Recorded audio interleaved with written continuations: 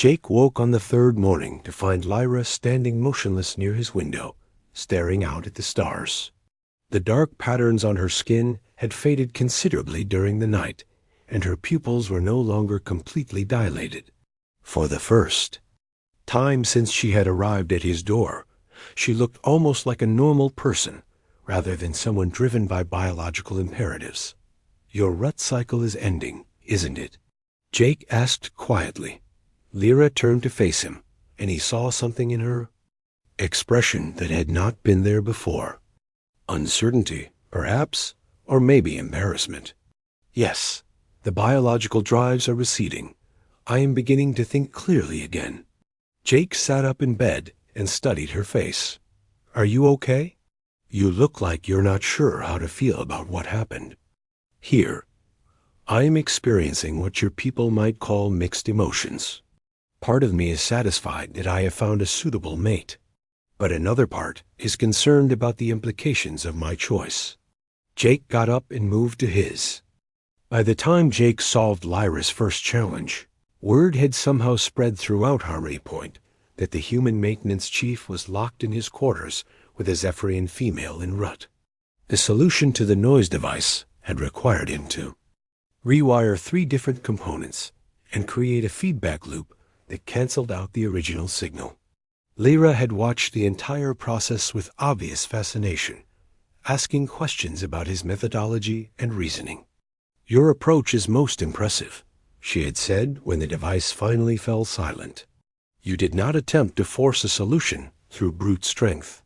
Instead, you studied the problem until you understood its nature and used that understanding to find an elegant answer." Jake had felt a surge of pride at her approval. It was nice to have his skills recognized, even under these unusual circumstances. But before he could enjoy the moment, his door chime began sounding repeatedly. Someone was trying very hard to get his attention. "Jake, it's Kyle. Are you okay in there? Danny Rodriguez says half the engineering department knows about your situation. People are starting to worry."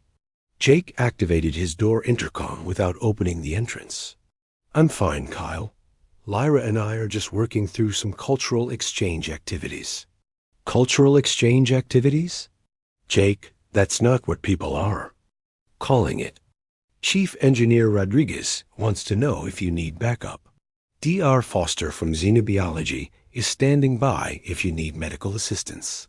Lyra moved closer to the door and spoke loud enough for Kyle to hear.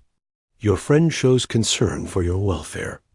This indicates strong pack loyalty. Such traits are valued among my people." There was a long silence from the other side of the door before Kyle spoke again. "Jake, did she just call me pack loyal? What exactly is going on in there?" Jake looked at Lyra, who nodded her permission for him to explain. "Kyle, I'm participating in Zephyrian courtship challenges. It's kind of like a series of tests to prove compatibility. So far, it's actually been pretty interesting." "Tests? Jake, are you telling me you're voluntarily taking part in alien mating rituals?" "It's more like advanced problem-solving than anything else. Lyra presents me with technical challenges, and I have to find creative solutions. It's actually right up my alley." Kyle's voice took on a tone of disbelief. "Only you would find a way to turn being hunted by an alien female into a career development opportunity." Over the next several hours, Jake's door became a gathering point for curious crew members. Danny Rodriguez slipped technical manuals and spare parts through the door slot, claiming that Jake might need additional resources for whatever challenges he was facing. Dr. Amy Foster provided information about Zephyrian biology and psychology through secure text messages to his personal terminal. Even Commander Hayes checked in periodically to make sure the situation was not escalating into something that would require official intervention. Each time, Jake assured her that everything was under control and that he was learning valuable information about Zephyrian culture. Lyra seemed amused by all the attention their situation was generating. "Your pack shows remarkable loyalty and support," she observed. Among my people, such behavior would indicate a very strong social structure. It speaks well of human society. Jake was beginning to understand that Lyra was evaluating more than just his individual abilities. She was also studying human social behavior and group dynamics. Every interaction with his colleagues was being analyzed as part of her assessment of human worthiness as potential mates for her species. Lyra, can I ask you something? Why are humans so attractive to Zephyrians during rut cycles? What is it about us that triggers this biological response? Lyra settled herself on his bed, which had become her preferred spot for observing his activities. Your species possesses a unique combination of traits that my people find irresistible. You are adaptable in ways that most species are not. When faced with problems, humans do not simply apply standard solutions. You improvise and create new approaches. She gestured toward the technical manuals and spare parts that now covered most of his workbench. Today you have demonstrated this ability repeatedly. Each challenge I presented required you to think beyond normal parameters. Other species would have attempted to solve these problems using only established methods. You created entirely new solutions. Jake felt a surge of pride at her words. He had always known that humans were good at improvising and adapting, but he had never thought of these traits as particularly special. Most species he had worked with seemed capable of creative thinking when the situation required it. But surely other species can adapt and improvise when they need to? Lyra shook her head. Most species have evolved to be very good at specific types of problems. They excel within their areas of expertise, but struggle when forced to operate outside familiar territory. Humans appear to be equally comfortable with any type of challenge. You approach technical problems, social problems, and biological problems with the same creative flexibility. As if to prove her point, Lyra's next challenge involved something completely outside Jake's area of expertise. She used his personal computer to display a complex social scenario involving 3 different alien species with conflicting cultural requirements. Jake had to find a way to satisfy all 3 groups while working within the constraints of station. Regulations. The problem required him to think like a diplomat, an engineer, and a psychologist all at the same time. Jake found himself drawing on knowledge from training courses he had barely paid attention to, experiences with alien crew members he had worked with over the years, and creative problem-solving techniques he had developed for mechanical repairs.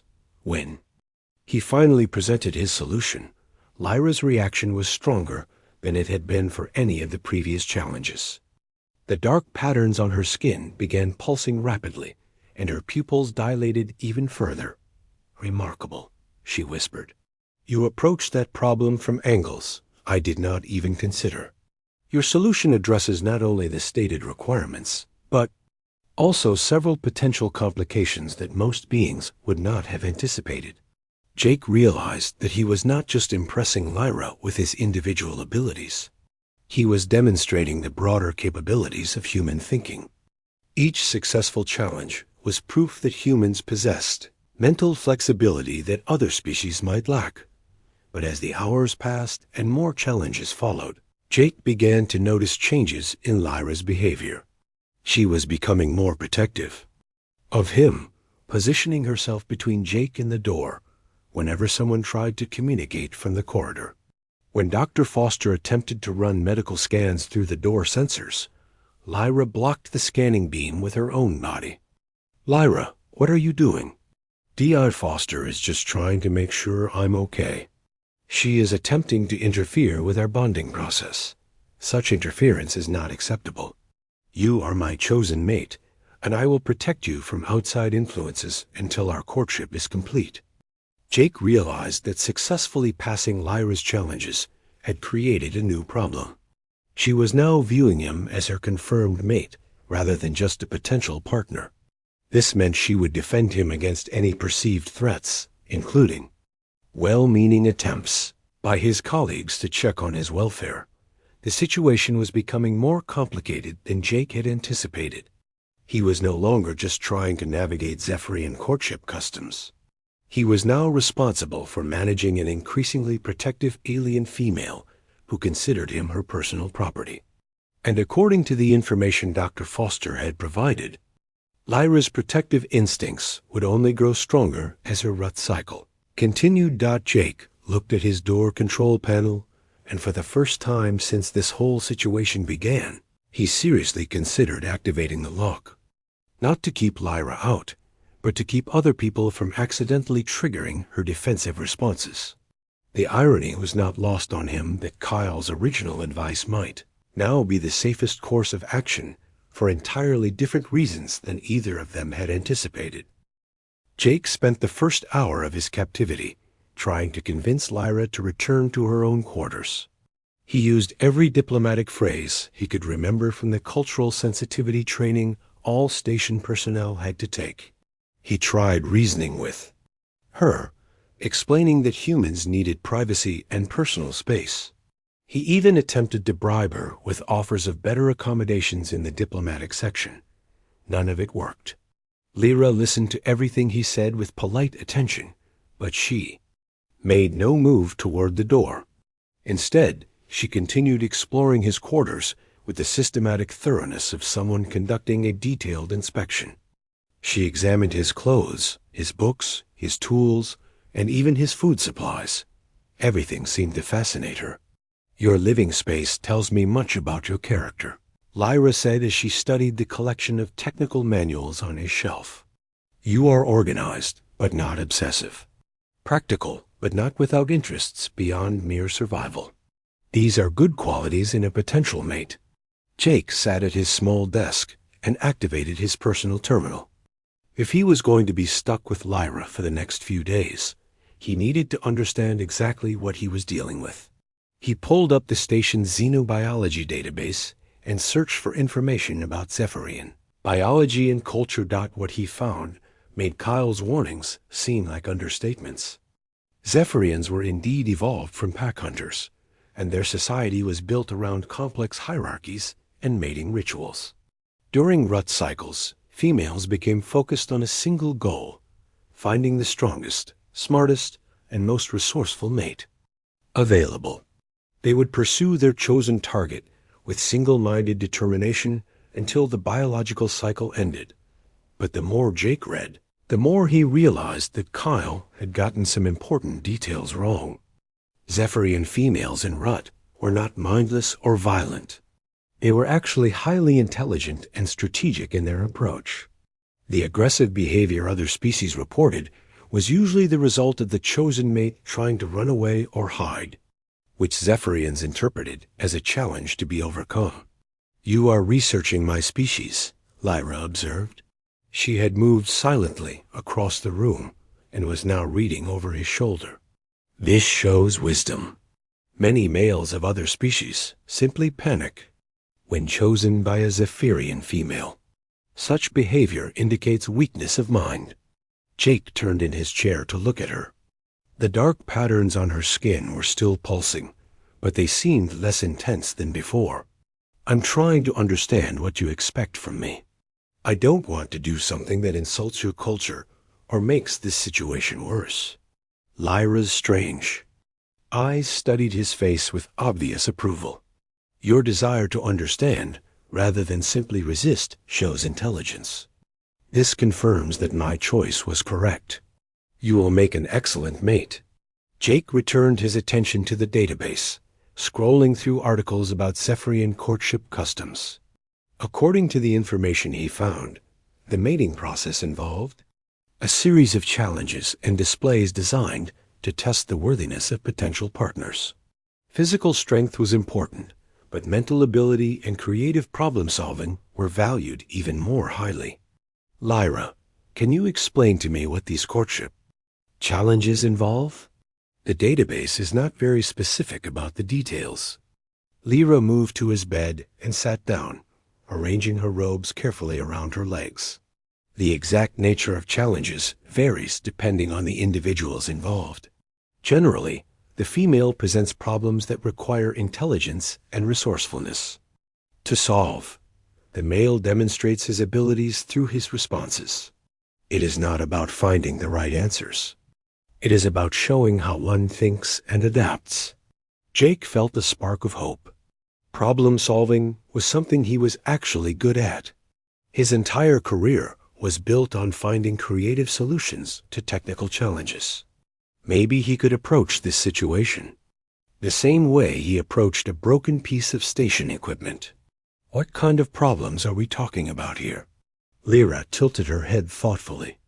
I will present you with scenarios that have no obvious solutions. You will show me how your mind works when faced with such difficulties.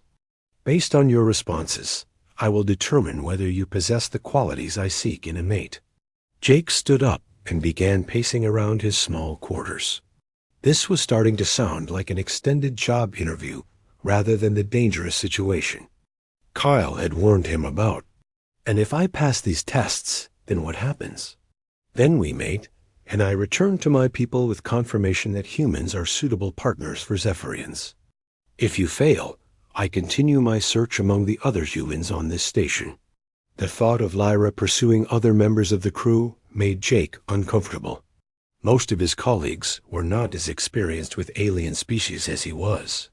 They might panic or react badly, which could cause exactly the kind of diplomatic incident Commander Hayes was worried about. How many other humans are you planning to test if I don't work out? As many as necessary. My rut cycle will not end until I have found a suitable mate or exhausted all possibilities. This process could take several days. Jake realized that his situation was about more than just his own comfort and safety. If he could successfully navigate Lyra's courtship challenges, he might be able to prevent problems for the rest of the station crew. It was a responsibility he had not asked for, but one that fell to him nonetheless. All right, Lyra, I'm willing to participate in your courtship process, but I need you to understand that I don't know anything about Zephyrian customs. If I make mistakes, it's because I'm learning, not because I don't respect your culture. Lyra's expression brightened considerably. The dark patterns on her skin began pulsing in what Jake hoped was a positive rhythm. Your willingness to engage, rather than resist, shows great promise. Many males become paralyzed by fear when faced with our mating customs. They try to hide or call for help from others. Such behavior indicates weakness. Jake thought about Kyle's advice to lock his door and seal his ventilation system. By Zephyrian standards, following that advice would have marked him as a coward. Instead, his natural inclination to keep his door open and face problems directly had apparently impressed Lyra. So when do we start these challenges? Lyra stood up and moved to the center of the room. We begin now. Your first challenge is to demonstrate your understanding of complex systems under pressure. I will create a problem for you to solve using only the materials available in this room. Jake looked around his quarters, mentally cataloging everything he had available. Tools, spare parts, technical manuals, personal items, and basic furniture. It was not much to work with, but he had solved more difficult problems with less. Walked to his workbench and quickly assembled several electronic components into a configuration Jake did not recognize. When she activated the device, it began emitting a high-pitched whine that made his ears hurt. This device will continue making noise until you find a way to stop it, Lyra said. However, you cannot simply turn it off or destroy it. You must find a solution that demonstrates both technical skill and creative thinking. Jake approached the device carefully. The whining sound was getting louder and more annoying by the minute. He could see that Lyra had connected several different types of components in ways that violated normal engineering principles. The entire assembly should not have been functional, but somehow it was. As he studied the device, Jake began to smile. This was exactly the kind of puzzle he enjoyed most.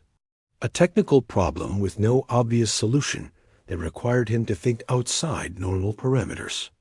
Lyra had chosen her first challenge. Well, Jake picked up his diagnostic scanner and began analyzing the device's energy patterns. As he worked, he became aware that Lyra was watching his every move with intense interest. She was not just evaluating his technical skills.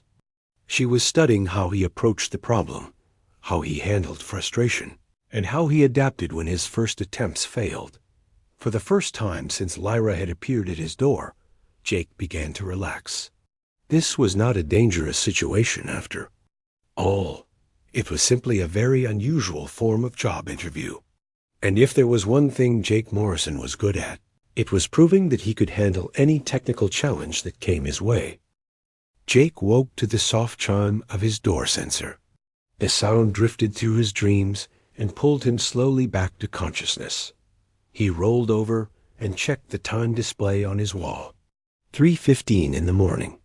Station time was supposed to be quiet hours, when most of the crew slept and only essential systems ran at full power. The door chimed again, more insistent this time. Jake sat up in bed, running his hands through his hair. Maybe it was Kyle, coming to check on him after their conversation earlier. Or perhaps there was an emergency somewhere on the station that needed his attention. Jake stumbled to his feet and walked toward the door, wearing only his sleep pants. The corridor outside should have been dimly lit with night lighting, but when the door slid open, he found himself looking up at a figure that definitely was not Kyle. She stood nearly 7 feet tall, with pale blue skin that seemed to shimmer in the corridor lights. Her hair was white as snow and fell past her shoulders in waves. Her eyes were large and cat-like, with pupils that reflected the light like mirrors. She wore a simple dark robe that reached to her knees, but what caught Jake's attention most was the pattern of darker blue lines that traced across her skin like tattoos. "You are Jake Morrison," she said. Her voice was soft, but carried an odd intensity. She spoke standard with an accent that made each word sound like music. Jake blinked, trying to wake up fully. This had to be Lyra Velenosh, the Zephyrian female Kyle had warned him about. Up close, she looked nothing like the dangerous creature Kyle had described. She seemed elegant and composed, almost regal in the way she carried herself. "Yes, Jake, can I help you with something? It's pretty late for a visit." Lyra tilted her head to one side, studying him with those strange reflective eyes. "I detected your scent patterns from my quarters. They are most unusual. I have come seeking companionship for the night hours." Jake's brain finally started working properly. This was exactly what Kyle had warned him about. The rut cycle, the aggressive mating behavior, the ability to track humans by scent. Everything Kyle had said was apparently true. "Look, Lyra, I think there might be some kind of misunderstanding. Here, I'm just a maintenance worker. I fix things around the station. I don't really do the diplomatic companionship thing." Lyra stepped closer to the doorway. Jake noticed that her pupils were much larger than they should have been in the corridor. Lighting. The dark blue patterns on her skin seemed to pulse slightly, as if they had a life of their own. "You misunderstand my meaning," she said. "I do not seek diplomatic relations. I seek a mate. Your scent indicates strong compatibility. You will do very well." Jake felt a chill run down his spine. He took a step backward into his quarters, hoping to put some distance between them. "I think you might want to talk to Commander Hayes about this. She handles all the diplomatic stuff. I'm really not the right person for whatever you're looking for." Lyra followed him into his room without waiting for an invitation. As she passed through the doorway, Jake caught a scent that was unlike anything he had ever smelled before. It was not unpleasant, but it was definitely alien. Sweet and sharp at the same time, with an underlying musk that made his head feel slightly dizzy. "I have no interest in speaking with your commander," Lyra said. "She is female and therefore irrelevant to my current needs. You, however, possessed the rare compatibility markers that my kind finds most attractive. Jake tried to guide her back toward the door, placing his hand gently on her arm. The moment he touched her, two things became very clear. First, her skin was much warmer than human normal. Second, she was incredibly strong. When she resisted his gentle pressure, it was like trying to move a piece of station equipment. Lyra, I really think you should go back to your own quarters. If the other members of your delegation find out you're wandering around the station at night, it might cause problems. Lyra turned to face him fully. Her eyes had grown even larger, and the dark patterns on her skin were definitely pulsing now. My delegation knows exactly where I am and why I'm here. This is natural behavior for my species during certain biological cycles. They will not interfere. Jake backed away toward his personal terminal, hoping to contact station security without making Lyra angry. But as he moved, she followed him, maintaining the same distance between them. It was like being stalked by a very polite predator. Look, I'm flattered, really, but I don't think this is a good idea. There are probably rules about this kind of thing, diplomatic protocols, and cultural exchange guidelines. Lyra laughed, and the sound was both beautiful and somehow frightening. Your species has such amusing concerns about rules and protocols. My kind operates on much more basic principles during rut. I have chosen you as my mate for this cycle. The choice has been made. Jake reached his terminal and quickly activated the emergency communication system. A few seconds later, Commander Lisa Hayes appeared on the screen. Her hair was messy, and she was clearly not happy about being woken up in the middle of the night. Morrison, this better be important. What's your emergency? Jake glanced at Lyra, who was now examining his personal belongings with great interest. She had picked up one of his technical manuals and was flipping through it as if she could read. The human text. Commander, I have a situation here. The Zephyrian delegate, Lyra Velanash, is in my quarters. She says she's looking for a mate, and she won't leave. Commander Hayes rubbed her eyes and sighed deeply. Jake, I'm going to need you to handle this situation carefully. Zephyrian mating customs are protected under the Interspecies Cultural Preservation Act. Any interference on our part could cause a major diplomatic incident. But Commander, she just walked into my room uninvited. Doesn't that violate some kind of station protocol? Technically, you left your door unlocked, which constitutes an open invitation under most species cultural interpretations. And Jake, according to my files, Zephyrian females in Rut have the right to pursue potential mates using their own cultural methods. Jake stared at the screen in disbelief. So you're telling me that I'm stuck here until she decides to leave? On her own? I'm telling you to use your best judgment and try not to create an interstellar incident. Zephyrian rut cycles typically last between 48 and 72 hours. You'll need to find a way to manage the situation until it passes. The communication ended, leaving Jake alone with Lyra. She had finished examining his manual and was now looking at his collection of spare parts and tools.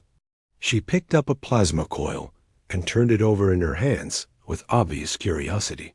Your commander is wise, Lyra said without looking at him. She understands that some things cannot be controlled by rules and regulations. Biology is stronger than politics. Jake sat down on his bed, trying to think of a way out of this situation that would not result in anyone getting hurt. Lyra, can you explain to me exactly what this rut cycle thing means? I want to understand what's happening here. Lyra set down the plasma coil and turned to face him. Her eyes were now completely dilated, making her look even more alien than before. My species evolved as pack hunters on a world with long seasons. During certain times, females enter a state where we must secure the strongest possible mate to ensure the survival of our offspring.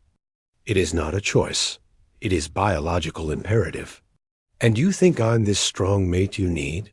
Human males produce pheromones that trigger intense attraction in Zephyrian females during rut. Your species represents genetic diversity and problem-solving, ability that my kind finds irresistible. You are not just a potential mate. You are the ideal mate. Jake felt like he was in over his head. Nothing in his maintenance training had prepared him for dealing with alien biology and mating rituals. But as he looked at Lyra, he realized that she was not trying to be threatening or aggressive. She was simply following her nature, just as he followed his. So what happens now? Jake asked. Lyra smiled, and for the first time since she had arrived, she looked almost normal. Now we begin the courtship process. You will prove to me that you are worthy of being chosen, and I will prove to you that I am a mate worth having. Jake had no idea what Zephyrian courtship involved, but he had a feeling he was about to find out. The next few days were going to be very interesting indeed. Jake Morrison wiped the grease from his hands as he finished fixing the air filter in Section 7 of Harmony Point Station. The work never stopped on this floating piece of metal that housed over 3,000 beings from 40 different worlds. As the head maintenance tech, Jake knew every pipe, wire, and bolt that kept this place running. He liked it that way.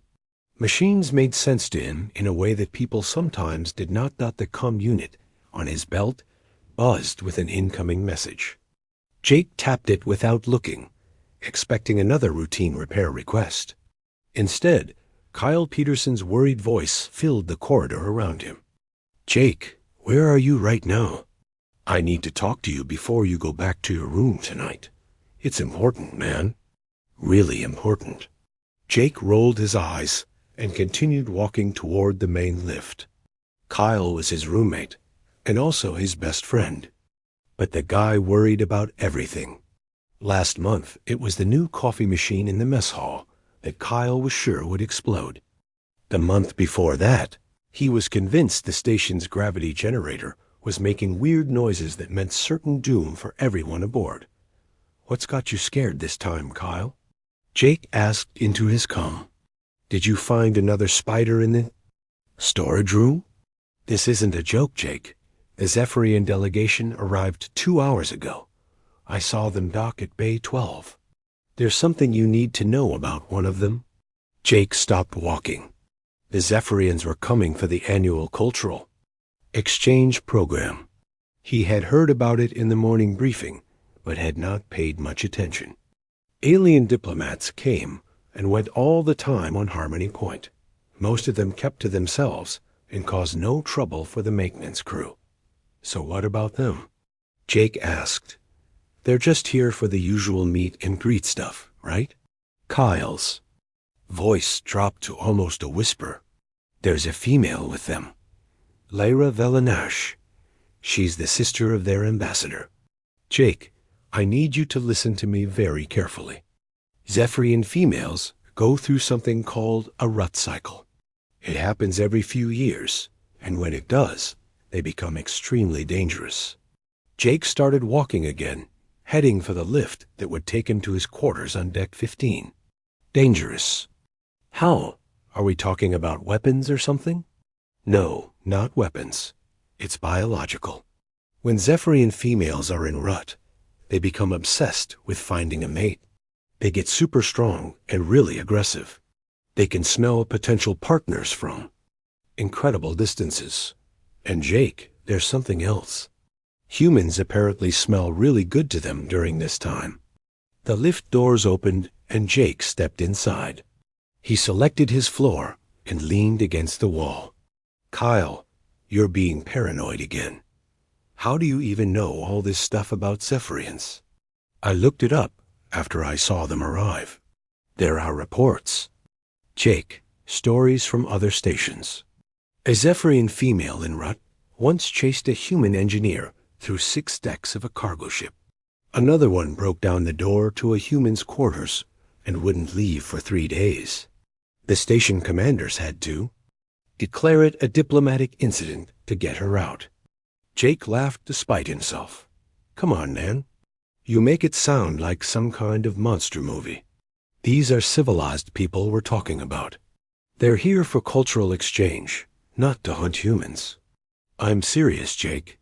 When I saw them come off their ship, this Lyra woman was already showing signs. Her skin was darker than normal, and she kept looking around like she was searching for something. Or someone. The lift reached Jake's floor, and he stepped out into the corridor. His quarters were at the end of the hall, and as always, he had left his door unlocked. Jake believed in the open-door policy that most humans on the station followed. It showed trust and friendship to the other species they worked with. Look, Kyle, I appreciate you looking out for me, but I think you're overreacting. I've worked with dozens of alien species in the past 5 years. I know how to handle myself around non-humans. Besides, if this Lyra person was really dangerous, station security would have put out a warning. That's just it, Jake. They can't put out warnings about this stuff. It's protected under the Cultural Preservation Act, interfering with Zephyrian. Mating customs could cause a major diplomatic problem. The commanders have to pretend like nothing is happening. Jake reached his door and placed his hand on the scanner. The door slid open to reveal his small but comfortable quarters. Everything was exactly as he had left it that morning. His bed was unmade, his work clothes were scattered on the floor, and his personal terminal was still displaying the technical manual he had been reading the night before. Kyle, I'm going to take a shower and get some sleep. If this Zephyrian woman is as dangerous as you say, I'm sure she'll stay with her own people in the diplomatic quarters. Those are on the other side of the station from here. Jake, please, just lock your door tonight. That's all I'm asking. Keep it locked until their delegation leaves. Jake looked at his door control panel. The lock function was right there. Simple button press away. But he had never locked his door in all his time on Harmony Point. It went against everything he believed about building relationships with alien species. Trust had to start somewhere. I'm not going to live in fear, Kyle. If I start locking my door because of some story you read on the station database, what does that say about how humans view other species? We're supposed to be showing them that we're open and friendly. Jake, this isn't about being open and friendly. This is about basic safety. Zephyrians and Rut don't think the same way they normally do. It's like they become a completely different person. Jake sat down on his bed and started pulling off his work boots. You know what, Kyle? I think you've been reading too many scary stories on the database. These Zephyrians are probably just like any other diplomatic group. They'll attend their meetings, do their cultural exchange stuff, and leave in a few days. Nothing is going to happen. At least seal your ventilation system. Block the airflow between your room and the corridor. Zephyrians have an incredible sense of smell, and if she catches your scent, ... Kyle, stop. You're starting to sound crazy. I'm not going to seal myself in my room like I'm under attack. If you're so worried, why don't you go talk to Commander Hayes? She's in charge of station security. There was a long pause before Kyle answered. I already tried. She said the same thing you're saying, that it's probably nothing to worry about. But Jake, I saw this Lyra woman when they arrived. There was something different about her. Something that made the hair on the back of my neck stand up. Jake finished pulling off his boots and tossed them toward the corner of the room. Look, I'm tired and I want to get some sleep. If it makes you feel better, I'll keep my comm unit on tonight. If anything weird happens, I'll call for help. Jake, please, just lock the door. What could it hurt? Jake looked at the door control. Again, the lock button seemed to stare back at him. For a moment, he almost reached for it. But then he shook his head. Fear was not going to change how he lived his life or how he treated other species. I'm not locking my door, Kyle. End of discussion. I'll see you tomorrow. Jake ended the communication and tossed his unit onto the small table next to his bed. Kyle meant well, but sometimes his imagination got the better of him. Jake had built his reputation on being the human that other species could trust. He was the guy who kept his door open, who was always willing to help, who treated everyone with respect, regardless of what planet they came from. As he headed toward the shower, Jake glanced back at his door one more time. It stood wide open, just as it always did, just as it always would.